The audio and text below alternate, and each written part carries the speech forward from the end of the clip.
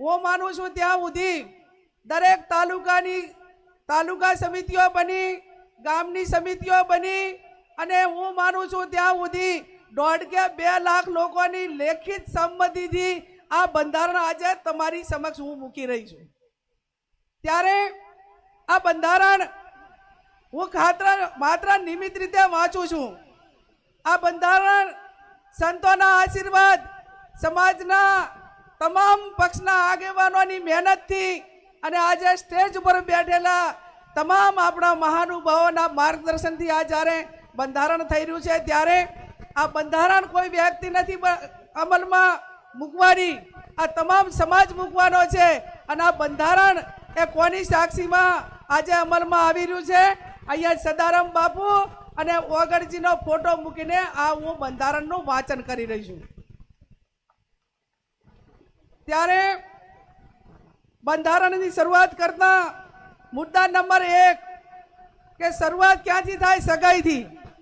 તો સગાઈમાં પુરુષ અને મહિલાઓ કુલ મળીને 21 જણાથી વધારે વ્યક્તિઓએ સગાઈમાં જઈ શકશે નહીં।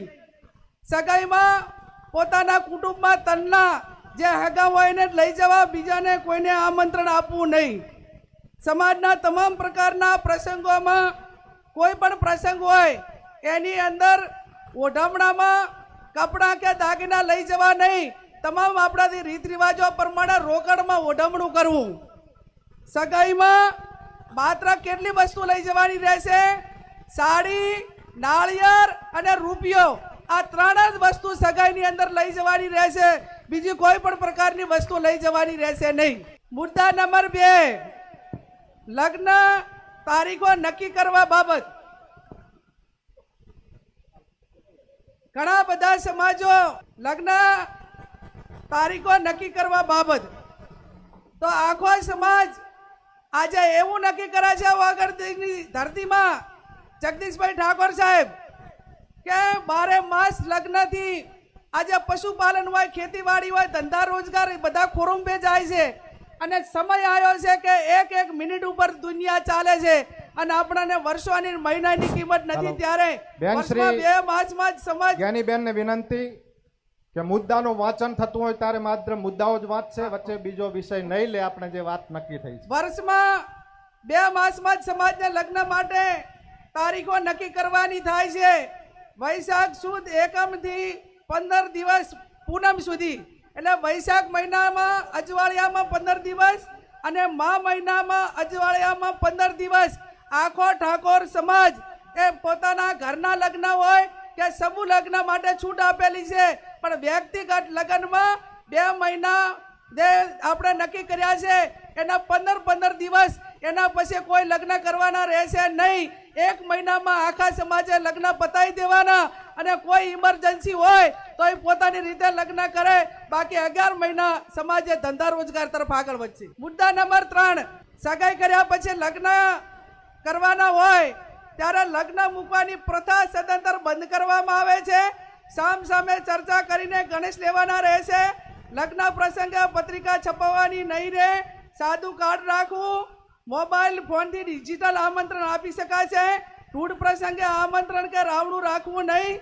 સામાજિક પ્રસંગે રાજકીય આગેવાનો હાજર ન રહી શકે તો કોઈએ આગ્રહ કરવો નહીં અને કોઈએ નારાજગી વ્યક્ત કરવી નહીં।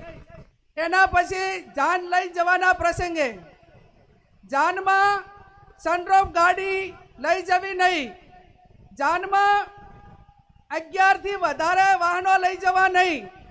જાનમાં ગાડીઓની લાઈન લગાવવી નહીં। જાનમાં મહિલાઓ અને પુરુષો કુલ મળીને 100 વ્યક્તિઓએ જવાનું રહેશે। જે 10 વર્ષની ઉંમરનું બાળક હશે તે વ્યક્તિ ગણાશે। જાનમાં વધુમાં વધુ 2 ઢોલ લઈ જવાના રહેશે અને જાનમાં શરણાઈ લઈ જવા માટેની છૂટ આપવામાં આવે છે। ડીજે બીજે કોઈએ લઈ જવાના નથી। હવે આપણે પડલું, દાગીના, હમાઓ અલગ અલગ પંથકમાં બોલાય છે। વરરાજા સામે ગામ જન લઈ જાય વેવાઈને ત્યાં તો એને કયા દાગીના લઈ જવા?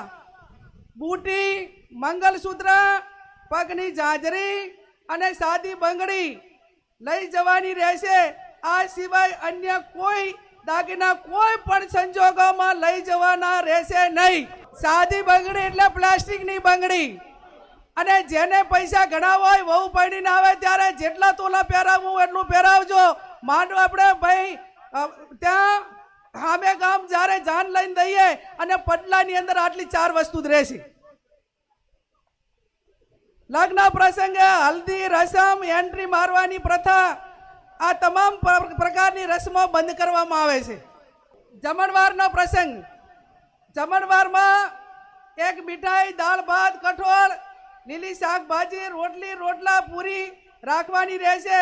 આનાથી વધારે કોઈ પણ પ્રકારની આઈટમો લગ્ન પ્રસંગમાં બનાવવી નહીં.